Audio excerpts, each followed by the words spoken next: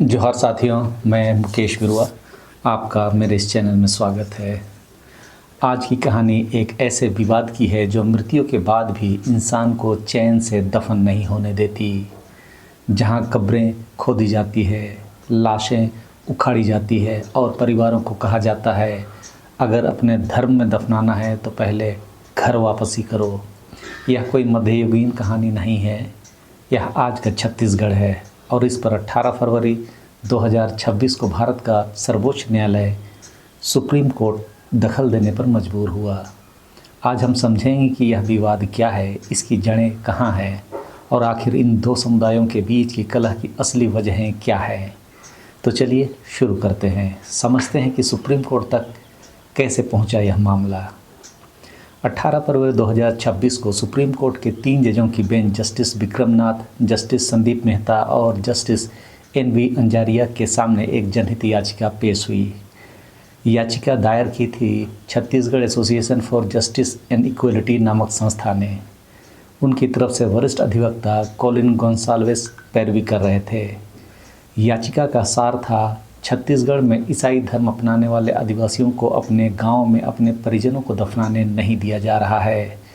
न सिर्फ यह बल्कि जो लाशें पहले दफनाई जा चुकी थी उन्हें भी जबरन उखाड़कर गांव से 20-25 किलोमीटर दूर किसी निर्धारित स्थान पर पुनर्दफन के लिए भेजा जा रहा है।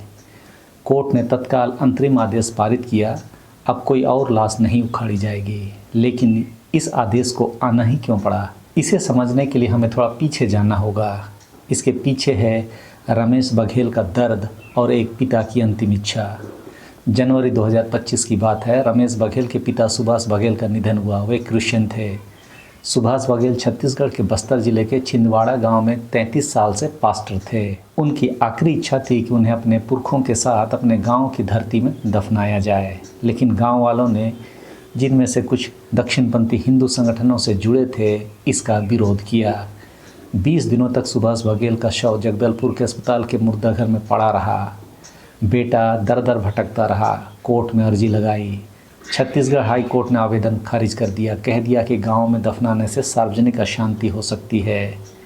मामला सुप्रीम कोर्ट पहुंचा। वहां 2 जजों में मतभेद हो गया। जस्टिस VV नागरत्ना ने कहा कि पास्टर को उनकी निजी कृषि भूमि में दफनाया जाए। जस्टिस सतीश चंद्र शर्मा ने कहा नहीं, उन्हें करकापाल गांव के निर्धारित ईसाई कब्रिस्तान में दफनाया जाए, जो कि 20-25 किलोमीटर दूर था। इस खंडित फैसले का नतीजा यह हुआ कि इसे पुलिस और प्रशासन ने एक हथियार की तरह इस्तेमाल किया और पूरे छत्तीसगढ़ में ईसाई आदिवासियों की दफन के अधिकारों पर हमला बोल दिया। याचिका के अनुसार इस फैसले के बाद 143 परिवारों को अपने गांव में दफनाने का अधिकार नहीं मिला। 50 से अधिक पास्टरों को जेल भेजा गया, केवल इसलिए कि उन्होंने अंतिम संस्कार करवाया। अब जरा इतिहास के पन्नों से विवाद की असली जड़ें देखते हैं। यह विवाद आज का नहीं है, इसकी जड़ें औपनिवेशिक काल तक जाती है। 1792 में Baptist missionary William Carey Bharat आए। धीरे धीरे मिशनरी गतिविधियां उन क्षेत्रों की ओर केंद्रित हुई जहां आदिवासी रहते थे। छत्तीसगढ़, झारखंड, उस समय बिहार, उड़ीसा। कारण था कि ये समुदाय ब्राह्मणवादी सामाजिक ढांचे के बाहर थे, शोषित थे और उन्हें मुख्य धारा से दूर रखे गए थे। मिशनरियों ने स्कूल बनाए, अस्पताल बनाए, पढ़ने लिखने का मौका दिया। यह निर्विवाद है कि इससे आदिवासियों की एक पढ़ी लिखी पीढ़ी तैयार हुई जो अपने अधिकारों के लिए आवाज़ उठा सकती थी। लेकिन साथ ही धर्मांतरण भी हुआ और यहीं से विवाद की शुरुआत होती है। जो आदिवासी ईसाई बन गए, उनका समुदाय से सांस्कृतिक कटाव शुरू हुआ। उन्होंने सामूहिक त्योहारों में भाग लेना बंद किया, गांव के देवताओं की पूजा छोड़ दी। परंपरागत विवाह की जगह चर्च में शादी होने लगी। मृत्यु के बाद पारंपरिक मृत्यु संस्कार की जगह दफन होने लगे। परंपरावादी आदिवासियों ने इसे अपने संस्कृति के लिए खतरे के रूप में देखा। अब यह भी समझ लेते हैं कि आदिवासी देवता और ईसाई धर्मांतरण क्या होता है। यह सवाल बहुत संवेदनशील है और इस पर दोनों पक्षों के अलग अलग दावे हैं। आदिवासियों के देवता प्राकृतिक आधारित होते हैं। गोंड समाज में बूढ़ा देव है, उसी तरह पेड़, नदियाँ, पूर्वजों की आत्माएं, इनकी पूजा सदियों से होती आई है। ये सिर्फ धार्मिक आस्था नहीं है, यह उनकी पहचान का हिस्सा है। जब कोई ईसाई बनता है तो उसे बताया जाता है कि उसे प्राकृतिक पूजा छोड़नी होगी और कुछ कट्टर मिशनरी इस प्रक्रिया में आदिवासी देवताओं को दुष्ट आत्माएं या शैतान की शक्तियां बता देते हैं। यह सत्य है कि कुछ इंजिलवादी धाराओं में, खासकर अमेरिकी प्रभाव वाले पेंटोकोस्टल और न्यू क्रिस्मेटिक समूहों में, यह धारणा है कि जो भी ईसा मसीह को नहीं मानता वह शैतान के प्रभाव में है। इस विचारधारा में हीलिंग कैंप्स या चंगाई सभा आयोजित होती है जहां बीमारी को पाप या दुष्ट शक्तियों का परिणाम बताया जाता है। छत्तीसगढ़ के उप मुख्यमंत्री ने 2025 में ऐसी चंगाई सभाओं पर प्रतिबंध लगाने की घोषणा की जहां कथित चमत्कारों के माध्यम से धर्मांतरण होता है। लेकिन यह ध्यान रखना जरूरी है कि सभी ईसाई मिशनरी ऐसे नहीं होते। कैथोलिक मिशनरी परंपरागत रूप से आदिवासी संस्कृति के प्रति अधिक सम्मानजनक रहे हैं। विवाद मुख्यतः उन नए इंजिलवादी समूहों को लेकर है जो पिछले 2-3 दशकों में तेजी से सक्रिय हुए हैं।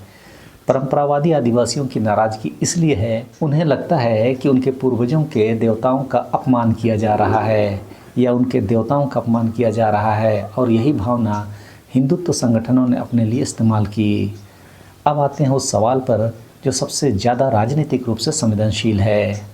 आरएसएस और उसकी सहयोगी संस्थाएं, विशेषकर विश्व हिंदू परिषद और बजरंग दल और बनवासी कल्याण आश्रम, जो छत्तीसगढ़ के आदिवासी इलाकों में दशकों से सक्रिय हैं, इन्होंने घर वापसी अभियान चलाया। इस अभियान में छत्तीसगढ़ में लंबे समय से ये चल रहा है। इसका उद्देश्य है कि जो आदिवासी ईसाई बन गए हैं उन्हें वापस हिंदू धर्म में लाना है। याद रहे, घर वापसी हिंदू धर्म में किया जाता है, अपनी पुरानी परंपरावादी आदिवासी समाज में नहीं। बस्तर में बीएचपी के 40 साल से काम कर रहे नेता रवि ब्रह्मचारी ने खुद स्वीकार किया कि वे अब लगभग हर गांव में बीएचपी के युवा प्रतिनिधि तैयार कर दिए हैं। ये प्रतिनिधि ग्राम स्तर पर नेटवर्क बनाए हुए हैं और किसी भी घटना जैसे ईसाई अंत्येष्टि पर तुरंत भीड़ जुटा सकते हैं।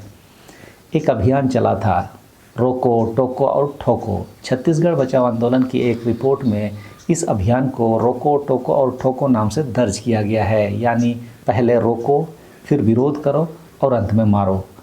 अप्रैल 2022 में नारायणपुर में एक जनजाति सुरक्षा मंच की महारैली हुई। इस मंच में आरएसएस और बीजेपी का समर्थन वाला संगठन है ये। इस मंच की प्रमुख मांग थी कि ईसाई आदिवासियों को अनुसूचित जनजाति के आरक्षण से बाहर किया जाए। लेकिन इस अभियान ने व्हाट्सएप को एक हथियार के रूप में इस्तेमाल किया। आप समझते होंगे कि कोविड-19 के दौरान स्मार्टफोन और व्हाट्सएप के प्रसार ने बीएचपी को एक शक्तिशाली नेटवर्क बनाने का मौका दिया। बस्तर में बीएचपी के लगभग 50 गांव के सदस्यों वाले बड़े व्हाट्सएप ग्रुप बनाए। ईसाई परिवार को दफनाने से रोकने जैसे किसी घटना पर अब कुछ ही मिनटों में बड़ी भीड़ जुटाई जा सकती है।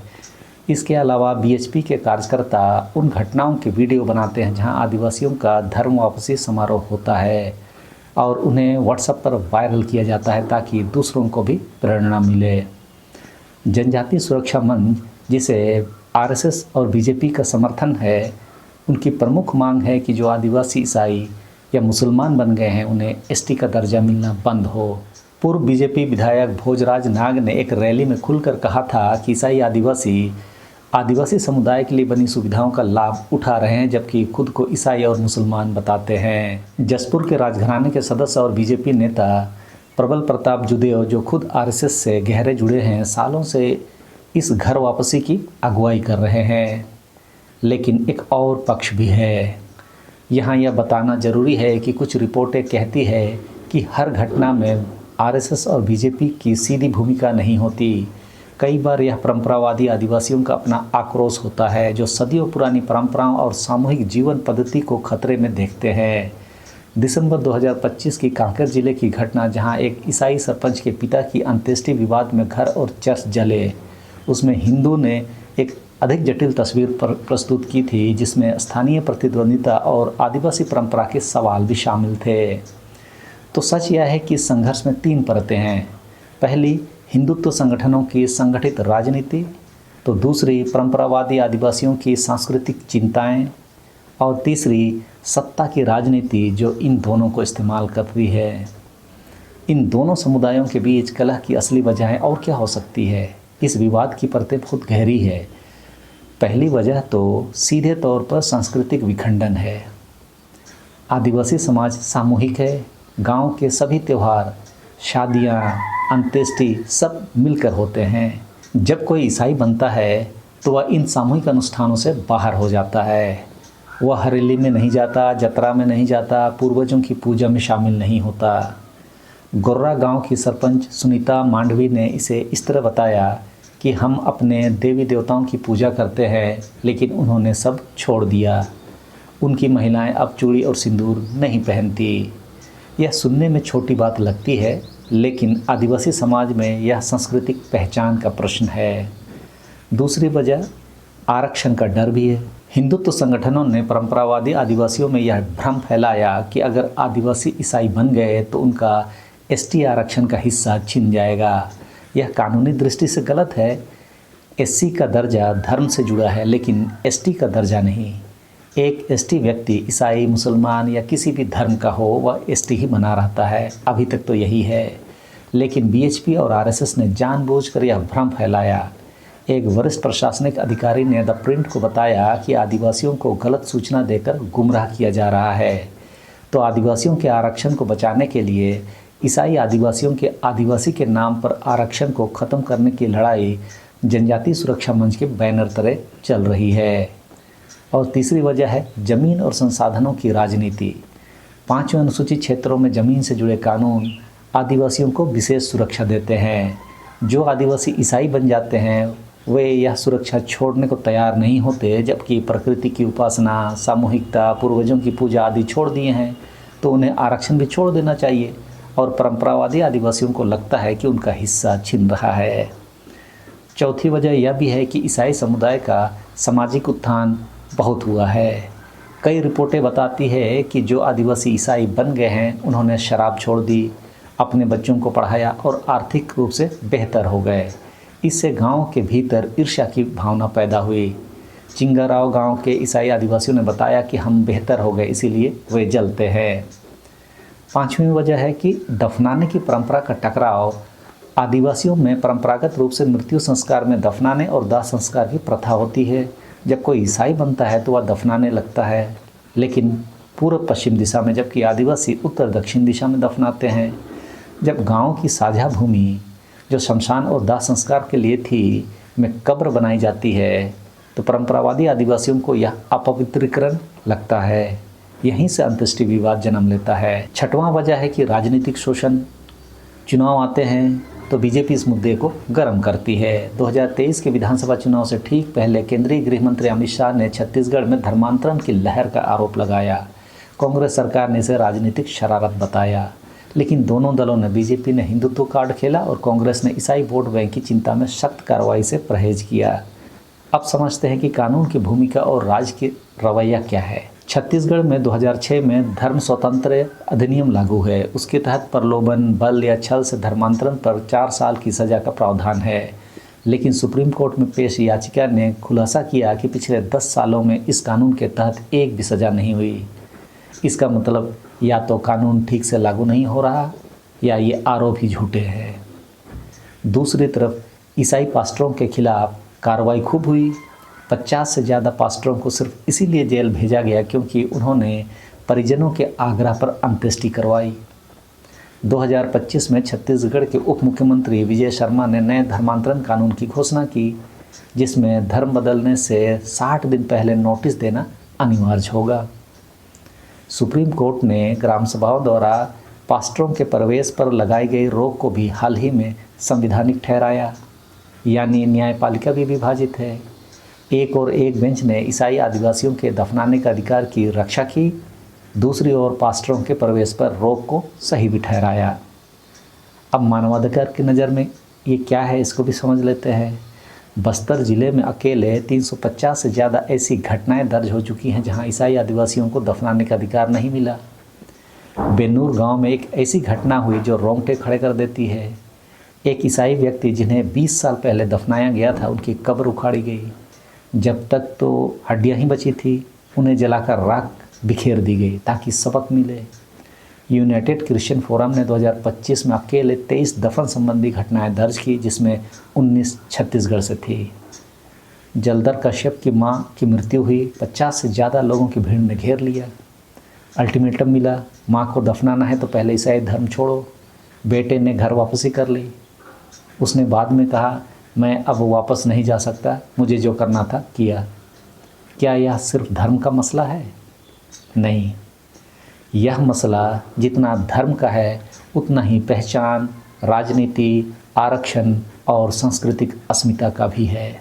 बस्तर की मानवाधिकार वकील बेला भाटिया, जो एक स्वतंत्र आवाज़ है, ने सटीक कहा कि ईसाई मिशनरी जब लोगों को बचाते हैं तो वे यह नहीं सोचते कि इससे आदिवासी समाज टूट सकता है, लेकिन धार्मिक बंटवारा गांव समाज को तोड़ दे रहा है और यही टूटन हिंदुत्व संगठनों को पैर जमाने का मौका देती है। यानी दोनों पक्षों की अपनी अपनी विस्तारवादी परियोजनाएं हैं। एक तरफ कुछ मिशनरी संगठन हैं जो ट्राइबल मिनिस्ट्री के नाम पर आदिवासी क्षेत्रों को अपने कब्जे में लेना चाहते हैं। दूसरी तरफ आरएसएस बीएचपी है जो हिंदू राष्ट्र की परियोजना के तहत आदिवासियों को हिंदू पहचान में समेटना चाहता है। और इस दोनों के बीच पिसते हैं वे आदिवासी जो परंपराओं को बचाए हुए हैं, प्रकृति को बचाए हुए हैं, जल, जंगल और ज़मीन को अपनी विरासत समझते हैं और शांति चाहते हैं। अब आगे क्या हो सकता है? सुप्रीम कोर्ट ने अब हस्तक्षेप किया है। अंतरिम आदेश है, कोई और कब्र नहीं उखड़ेगी। छत्तीसगढ़ सरकार को जवाब देना होगा। याचिका में मांग है कि प्रत्येक गांव में सभी समुदायों के लिए अलग दफन भूमि निर्धारित की जाए।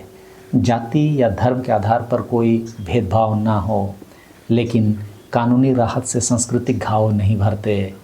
जब तक परंपरावादी आदिवासियों की वास्तविक चिंताओं, सांस्कृतिक अस्मिता, आरक्षण का डर, सामूहिक जीवन का टूटना को गंभीरता से नहीं लिया जाएगा, तब तक यह संघर्ष जारी रहेगा।